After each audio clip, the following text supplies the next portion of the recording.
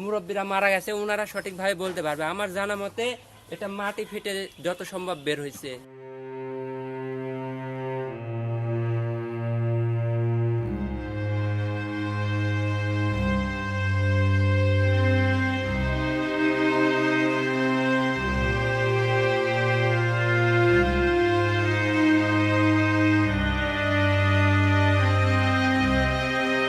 আসসালামু আলাইকুম বন্ধুরা, আজকে আমি আপনাদেরকে এমন একটি মসজিদ দেখাতে নিয়ে এসেছি, যেটা রাজশাহীর বাগমারা উপজেলার চান্দেরাড়া গ্রামে অবস্থিত। দেখেন,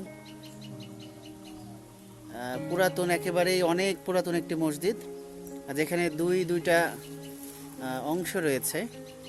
তো আমরা এই জায়গাটাকে আপনাদেরকে ঘুরে ঘুরে দেখাবো এবং এই জায়গাটার ইতিহাস সম্পর্কে এবং এই জায়গাটা আসলে কিভাবে কি হয়েছিল সে সম্পর্কে আপনাদেরকে বিস্তারিত জানানোর চেষ্টা করব। সাথে থাকেন এবং দেখতে থাকুন। বন্ধুরা, এখানে আমরা একজনকে পেয়ে গেছি, তো তার কাছ থেকে এই জায়গার কিছু ইতিহাস সম্পর্কে আমরা জানার চেষ্টা করব। আপনি ভালো আছেন? আলহামদুলিল্লাহ ভালো আছি, আপনি ভালো আছেন? এই তো আলহামদুলিল্লাহ। এই যে এখানে যে বলা হচ্ছে অনেক পুরাতন মসজিদ, এটি আসলে কতদিন আগে এটি তৈরি হয়েছে আপনি কি বলতে পারবেন? আসলে বলার মতো বলতে, এখানে আমার বয়স তো অল্প, 20-25 হবে হয়তো। আমি আমার জন্মের আগ থেকে দেখছি, এখানে আমার বাপ দাদার আমল থেকে দেখছি। এখানে শুনছি যে অলৌকিকভাবে এই মসজিদটা নাকি তৈরি হয়েছে, রাতারাতি নাকি এই মসজিদ এভাবে জাগ্রত হয়েছে। আসলে সঠিক তথ্য অনেক মুরব্বীরা মারা গেছে, ওনারা সঠিকভাবে বলতে পারবে। আমার জানা মতে এটা মাটি ফেটে যত সম্ভব বের হয়েছে। আচ্ছা আচ্ছা, আধুনিক যুগেও এসে আপনি এটা বিশ্বাস করেন?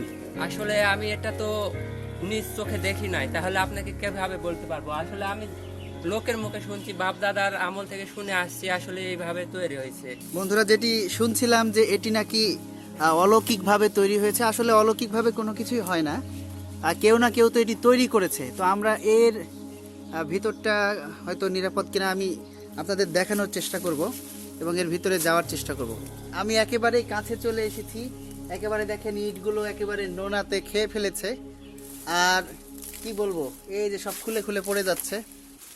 আর এখান থেকে উপরের এই অংশটা দেখেন, একেবারে একটা গম্বুজ আকারে আছে উপরে। যদি আপনাদেরকে দেখাই, একটা উঁচু গম্বুজ আছে। তো এই গম্বুজটা ভিতরে কেমন সেটি আপনাদের দেখানোর চেষ্টা করব। তার আগে বলে রাখি, এই যে ইটগুলোর গঠন একেবারে চিকন চিকন, একেবারেই এদের পুরুত্ব খুব কম। এই ইটগুলো কিন্তু মুঘল আমলে, আমরা যতটুকু ইতিহাস থেকে জানতে পারি যে মুঘল আমলে যে স্থাপনাগুলো তৈরি হতো, সেই সময়ের স্থাপনাতে এরকম ইটগুলো ব্যবহার করা হতো। তো এখানে চুন সুরকির পাশাপাশি এই ইটগুলো দিয়ে সুন্দর করে টেরাকোটা ডিজাইন করে করে এই মসজিদটা তৈরি করা হয়েছে। ঠিক কে কখন এই মসজিদটা নির্মাণ করেন আর সেটি জানা না গেলেও এখানকার গঠনশৈলী এবং এর যে অবয়ব সেটা দেখে এবং এর যে উপাদানগুলো রয়েছে সেটি দেখে আমরা ধারণা করতেই পারি এটি প্রায় 4 থেকে 500 বছর হয়তো পুরনো হতে পারে। বন্ধুরা, আমরা এখন ভিতরে যাওয়ার চেষ্টা করছি। তো ভিতরে খুব ভয়ঙ্কর একটা অবস্থা, আমি জানি না কেমন আছে, ভয় ভয় করছে। দেখেন উপরে ছাদের কি অবস্থা, আপনাদেরকে যদি দেখায়, একেবারেই রাউন্ড গোলাকার ছাদ। আর এখানে ভিন্ন রকম একটা শব্দ হচ্ছে। এখানে এটা কি সাপ টাপ নাকি? মনে হচ্ছে এটা একটা সাপ। আসলে এটা সাপ না, হয়তো বা কোনো অথবা গাছের শিকড় তো এরকম হয় না, এটা সাপের মতোই দেখাচ্ছে। যাই হোক, আমরা জানি না আসলে এটা কি, অথবা গাছের শিকড়ও হতে পারে, অন্ধকারে বোঝা যাচ্ছে না। তো দেখেন দেয়ালগুলো একেবারে ফেটে গেছে। এই দিক দিয়ে একটা জিনিস লক্ষ্য করলাম যে ওটা হচ্ছে মেন দরজা। আমি যার সাথে এখানে এসেছি বা যাকে এখানে পেয়েছি, দেখেন তাকে দেখা যাচ্ছে এটা হচ্ছে মেন দরজা। একজন মানুষ বা দুইজন মানুষ ঢুকতে পারবে একসাথে, বা একজন বের হতে পারবে, একজন ঢুকতে পারবে। আর দুই পাশেই এই ছোট ছোট এরকম দুইটা হচ্ছে আবার ছোট ছোট দরজা আছে, হয়তো এগুলো দিয়ে বাতাস পাস হওয়ার জন্য। আর ভেতরে এরকম করে ছোট ছোট কিছু খোপ আছে, এই আপনার চারপাশে চারটা খোপ আছে এরকম দেখেন। আর এটা হচ্ছে হুজরা। এই হুজরার অংশটা যদি আপনাদেরকে দেখায়, দেখেন এখানে কি সুন্দর করে এই যে টেরাকোটার নকশাগুলো সুন্দর করে করা হয়েছে। অর্থাৎ এই জায়গাটা একটু ই করে হুজরার মতো করে রেখে সেখানে টেরাকোটার ডিজাইনটা এভাবে দেওয়া হয়েছে। আর উপরের অংশটা যদি বলি, গম্বুজটাকে মাঝখানে বসানো হলেও এর যে চার পাঁচটা এই ডিজাইনটার মানে এইটার শেপটা আমি মাথায় আসছে না, কিভাবে মানে ভাষায় প্রকাশ করতে পারছি না যে কিভাবে এই ডিজাইনটা করা হয়েছে। দেখেন, আপনাদেরকে যদি ফুল শেপটা আমি দেখাতে পারতাম, প্রত্যেকটা কোণাতেই গম্বুজের আগে একটা সুন্দর শেপ দেওয়া হয়েছে, আর শেপের কারণে এটার সৌন্দর্য শতগুণ বেড়ে গেছে। আর উপর থেকে তো সব প্লাস্টারগুলো খসে পড়ছে।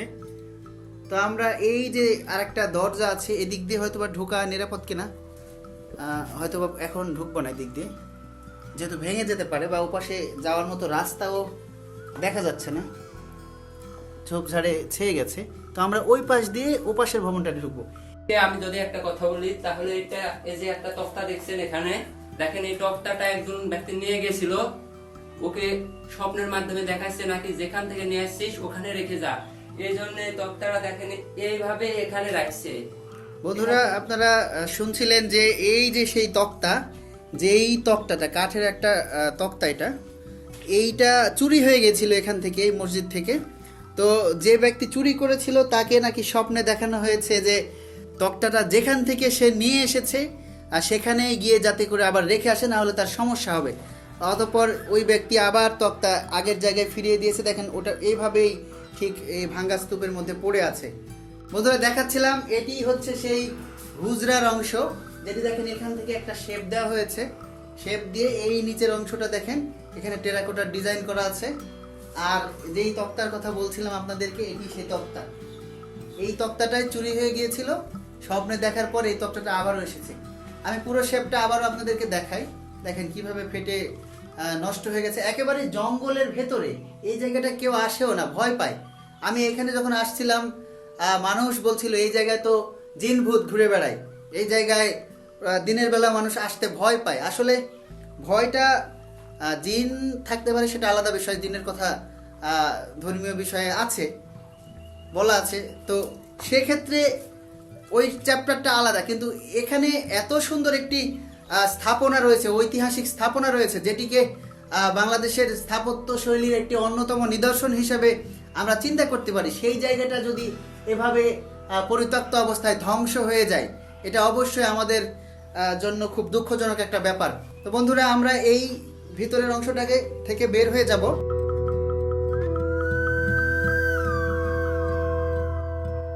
এপাশ দিয়ে আমরা এই ছোট দরজা দিয়ে, যেটা আপনাদেরকে বলছিলাম যে উভয় পাশেই দরজা আছে, আমি জানি না এই দিক দিয়ে বের হওয়া যাবে কিনা।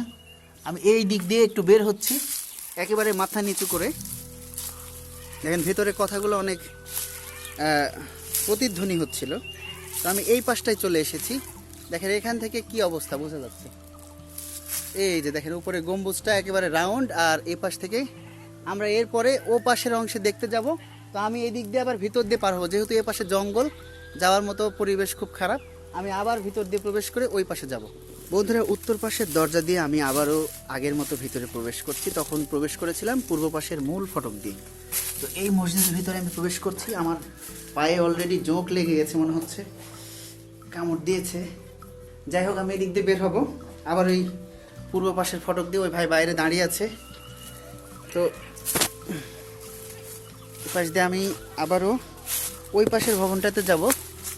বন্ধুরা, একটা জিনিস আপনাদেরকে দেখায় যে মসজিদের যে অংশটা, সেটার গম্বুজ কিন্তু একেবারে রাউন্ড, বাট এই পাশের অংশটা দেখেন, এটাতে কি বলবো, এটা ত্রিভুজ আকৃতি বা পিরামিড, কিছুটা পিরামিড শেপের গঠন এখানে রয়েছে।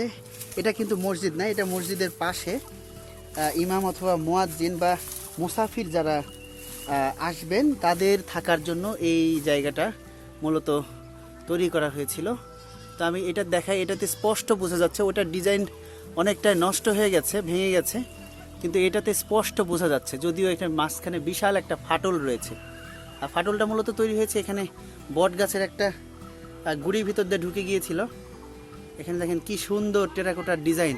এ পাশটায় যদি আমরা দেখি, অসাধারণ নকশা, কি ডিজাইন, দেখে একেবারেই বিমোহিত হওয়ার মতো একটা অবস্থা, মুগ্ধ হতে বাধ্য।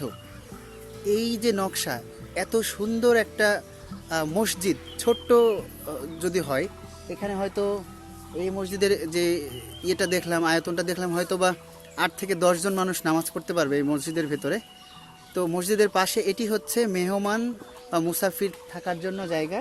ঝোপঝাড় হয়ে আছে, সাপ পোকামাকড় থাকতে পারে, একটু সাবধানে আসতে হবে।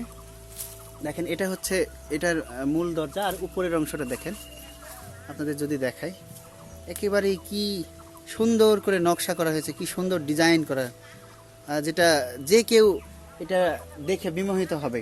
বন্ধুরা দেখছিলেন যে এই যে সেই মুসাফিরখানা, যেটা আমি বলছিলাম যে মসজিদের পাশে আরেকটি ঠিক সুন্দর ডিজাইন করে পাশাপাশি জায়গা তৈরি করা হয়েছে। ওই পাশের অংশটা কিন্তু, মসজিদের অংশটা কিন্তু একটু বড়, ওখানে 8 থেকে 10 জন মানুষ নামাজ পড়তে পারবে যেটি বলছিলাম। বাট এই অংশটাতে হয়তো 2 থেকে 3 জন মানুষ এখানে রেস্ট করতে পারবে, বা অথবা আরেকটি বিষয় হতে পারে, সেটি হচ্ছে এখানে মহিলাদের নামাজের ব্যবস্থা জায়গা হতে পারে।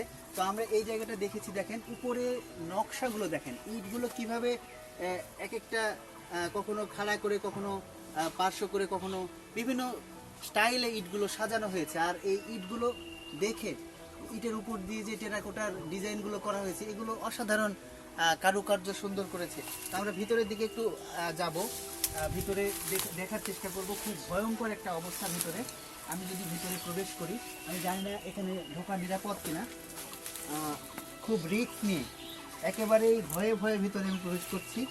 বন্ধুরা, আমি ভিতরে চলে এসেছি। আমার মাথার উপরে কি অবস্থা, কি ভয়ঙ্কর একটা অবস্থা দেখেন, গাছের শেকড়ে ছেয়ে গেছে, আর ছাদের উপরে দেখেন মনে হচ্ছে এক্ষুনি ভেঙে পড়বে, একেবারে ভয় ভয় করছে। আমি ভিতরে চলে এসেছি। সাদা একটা অংশ দেখেন, এখানে সাপ তার খোলস ছেড়েছে। এই জায়গাটা দেখলেই বোঝা যায় যে এখানে সাপের আস্তানা। ফাটল, একদিকে বিভিন্ন রকমের গাছ, এই যে দেখেন জানালাও আছে, এখানে ছোট জানালা আছে। আর এই পাশের ডিজাইনটা দেখেন, কি সুন্দর করে অবয়ব দেওয়া হয়েছে। আর উপরের দিকে ইটগুলো মনে হচ্ছে এক্ষুনি খসে মাথার উপর পড়ে যাবে, কি ভয়ঙ্কর অবস্থা। ওপাশের ছাদটা বা যে গম্বুজটা দেখলাম, ওটা মোটামুটি স্ট্রং আছে, নিরাপদ আছে, কিন্তু এই জায়গাটা একেবারে ভয়ঙ্কর, যে কোনো মুহূর্তে খসে পড়তে পারে। এখানে যদি কেউ আসে কখনো, এই ভিতরে ঢোকাটা তার জন্য হয়তো নিরাপদ না। আমি নিজেকে অনেক অনিরাপদ মনে করছি, হয়তো আমি এখনই বের হয়ে যাব এখান থেকে। যাই হোক বন্ধুরা, প্রত্যন্ত গ্রামের একেবারেই গহীনে জঙ্গলের ভিতরে এরকম একটা মসজিদ, যেখানে মসজিদের পাশে আবার মুসাফিরখানা রয়েছে, সেই জায়গাটা আপনাদের কেমন লাগছে, বা কে কোথা থেকে আপনারা দেখছেন, আপনাদের কমেন্টস করে মন্তব্য জানাতে পারেন। আর বাংলাদেশের আনাচে কানাচে এরকম নানান মসজিদ, মন্দির, রাজবাড়ি, জমিদার বাড়ি, বিভিন্ন স্থাপনা কিন্তু রয়েছে। এই স্থাপনাগুলো কিন্তু আমরা চাইলেই সরকারি উদ্যোগে বা বিভিন্ন সংস্থার উদ্যোগে কিন্তু সংরক্ষণ করে মানুষের জন্য একটা দেখার জায়গা বা পর্যটন শিল্প হিসেবে আমরা কিন্তু গড়ে তুলতে পারি, এবং এগুলোকে সংরক্ষণ করে আমাদের ইতিহাস ঐতিহ্যকে কিন্তু সমৃদ্ধ করতে পারি আমরা যদি চাই। কিন্তু দুঃখজনক হলেও সত্য যে এগুলো আসলে কখনোই আমরা সরকারি উদ্যোগে কখনোই এই স্থাপনাগুলোকে, ঐতিহাসিক যে স্থাপনাগুলো আছে, এগুলোকে কখনোই আমরা সংরক্ষণ করতে দেখি না, যার ফলশ্রুতিতে অবহেলায়, একেবারে অযত্নে এই ঐতিহাসিক স্থাপনাগুলো, ইতিহাসের নিদর্শন ধারণ করে এই স্থাপনাগুলো ধীরে ধীরে ধীরে ধীরে আস্তে আস্তে বিলীন হয়ে যাচ্ছে আমাদের চোখের সামনে থেকে। বন্ধুরা দেখছিলেন যে আমি এই ভিতরের অংশটা দেখাচ্ছিলাম, কি ভয়ঙ্কর। আমি এখন এখান থেকে বের হয়ে যাব, পশ্চিম পাশটা আপনাদের একটু দেখানোর চেষ্টা করব। তো আমি এখান থেকে বের হলাম। দেখেন, আবারও আমি বলছি যে এই জায়গাটা আসলে আমি যত জায়গায় গিয়েছি, এই জায়গাটার সৌন্দর্য আমাকে সত্যি বিমোহিত করছে। বিশেষ করে এত ছোট একটা স্থাপনা, এত ছোট, কিন্তু তার ডিজাইন, তার নকশা একেবারে আমাকে বিমুগ্ধ করেছে, একেবারেই মন ছুঁয়ে দিয়েছে। যদি এই জায়গাটাকে কোনো উদ্যোগ নিয়ে যদি এই জায়গাটাকে সংরক্ষণ করা যেত, এটা সংস্কার করে যদি মানুষের জন্য দেখার উপযোগী হিসেবে রাখা হতো, তাহলে অবশ্যই এটি বাংলাদেশের ইতিহাসকে অবশ্যই সমৃদ্ধ করত।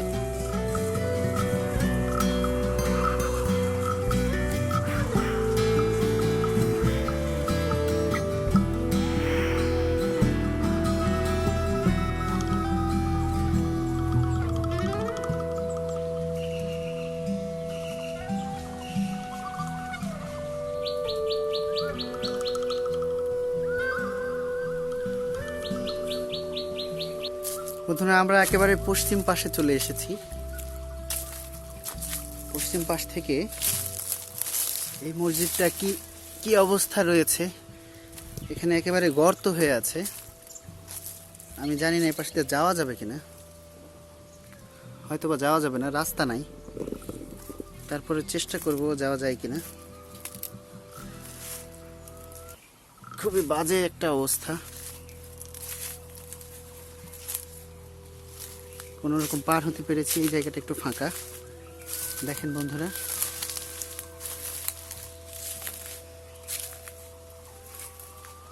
এই পাশটায় দেখেন উপরে গাছপালা হয়ে কি অবস্থা হয়ে গেছে মসজিদ, আর এই পাশে হচ্ছে এই ছোট অংশটা সব ভেঙে টুকরা টুকরা পড়ে আছে সব।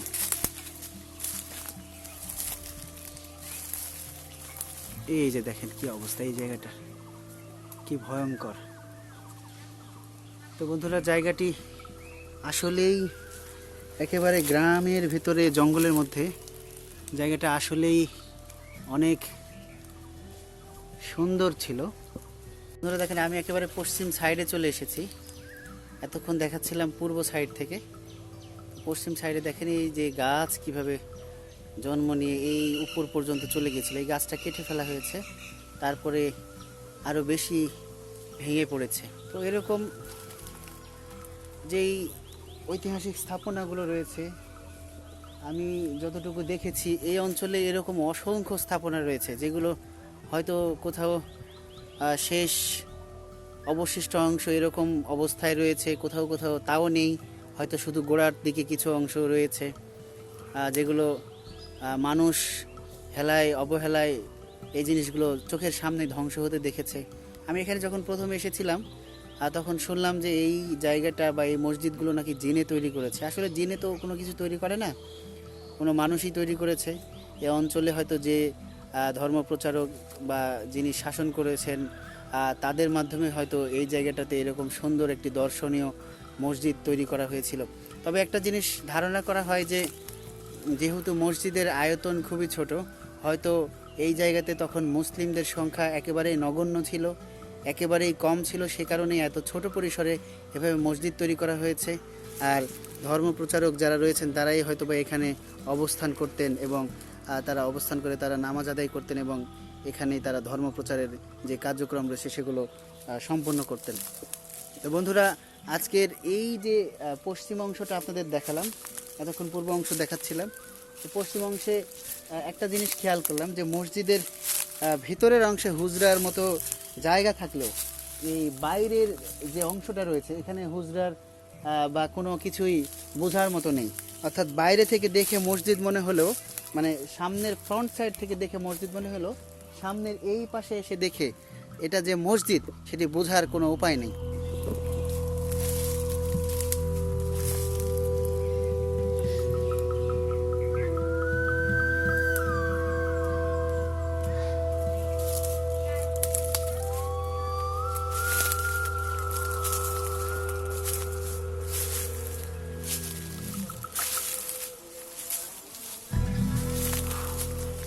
বন্ধুরা, এই যে দুইটা মসজিদের যে অংশ, একটা হচ্ছে সরাসরি মসজিদ নামাজ পড়ার জায়গা, এবং আরেকটি হচ্ছে মুসাফিরখানা, যেটা আমার পেছনে সরাসরি অবস্থান করছে। এটি হচ্ছে মুসাফিরখানা অথবা মহিলাদের নামাজের জায়গা, যেটা ভিতরে গিয়ে আসলে স্পষ্ট বোঝা যাচ্ছে না, তবে এটাতে গম্বুজ নেই।